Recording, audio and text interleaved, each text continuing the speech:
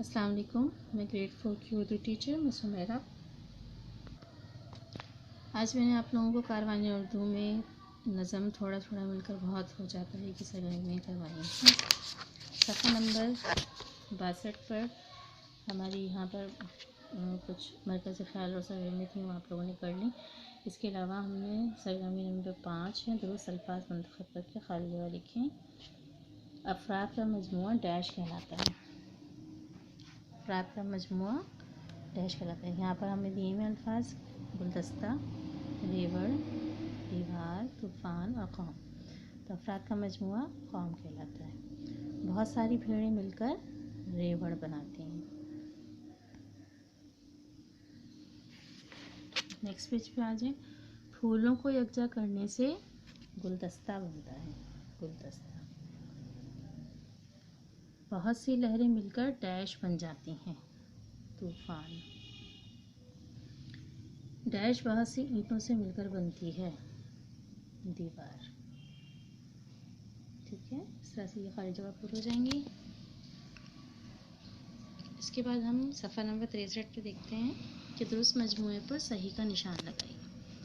पहला है इंसानों का मजमा या तूफ़ान। मजमा सही है, उस पर सही का निशान लगाया। सितारों का आसमान या झुरमुट। झुरमुट सही है, उस पर निशान लगाया। परिंदों का होल। होल का निशान लगाया। कूंजों की डार। डार पर निशान लगाया। सिपाहियों का लश्कर। चोरों का सरदार। सांसों की डोर। मोतियों की लड़ी। ये काम हमें दोनों बुक में ही करने हैं। ठीक है, दोनों काम बुक में करने हैं। साथ ही साथ हमें आज कॉपी में जुमले बनाने हैं। सवाल मरकज़ी ख्याल आप लोगों ने जुमले में किया हुआ, नए अल्फाज किए हुए, और अब हम वहाँ पर जुमले बनाएंगे। अल्फाज और जुमले का कॉलम बना लीजिए। 5 अल्फाज हैं। वन। वन का मतलब होता है जंगल। वन में बहुत से जानवर होते हैं। नंबर 2 है झुंड। मेरे घर के पास दरख्तों के झुंड है।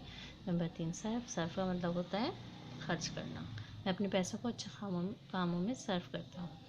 नंबर 4 घड़ी। हमें हर घड़ी अपने रब का शुक्र अदा करना चाहिए। नंबर 5 मूसलाधार।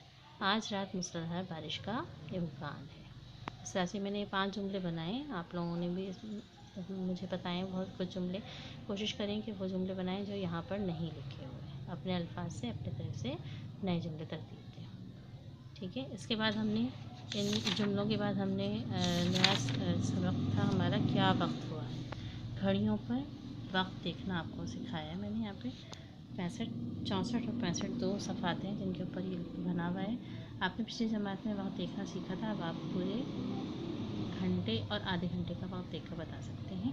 आइए मज़ीद वक्त देखना सीखते हैं। अगर घड़ी पर सुई में बड़ी सुई 3, घड़ी की बड़ी सुई 3 पर हो तो इसका मतलब है छोटी सुई जिस अदद पर होगी उतने बजकर 15 मिनट हो रहे होंगे। उर्दू में इसके लिए सवा का लफ्ज़ इस्तेमाल होता है।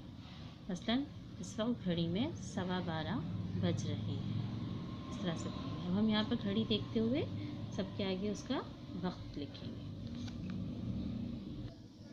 जैसे आप यहाँ देखें, पहली घड़ी में छोटी सुई जो है वो 6 पे है और बड़ी सुई 3 पर है, तो इस लिहाज से यहाँ पर 6:15 हो रहा है। फिर छोटी सुई 4 पे, बड़ी सुई 3 पे, तो 4:15 हो रहे हैं।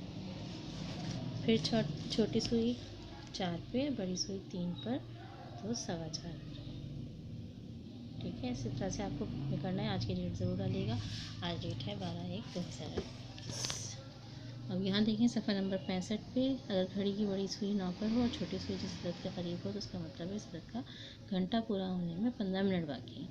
उर्दू में उसके लिए पौने का लफ्ज़ इस्तेमाल होता है। इस घड़ी में 7:45 का वक्त हुआ है। तो आप लोग यहाँ लिखेंगे, इस घड़ी में देखें 2:45 का वक्त हुआ है। इस तरह लिखेंगे 2:45। फिर यहाँ देखें छोटी सुई 3 पे और बड़ी हुई 9 पे, तो 2:45 का वक्त हुआ है। 2:45 लिखेंगे।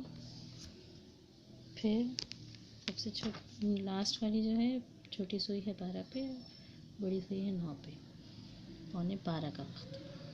ठीक है, आप लोगों को होमवर्क आज ये करना है कि सफ़ा नंबर 66 पर आप लोगों को ये कॉलम दिया हुआ है, और उसमें मुख्तलिफ़ वक्त लिखे हुए हैं, जैसे 11:30, 5:15, 1:30, 11, 7:45, 2:30, 10:15 और 8:15।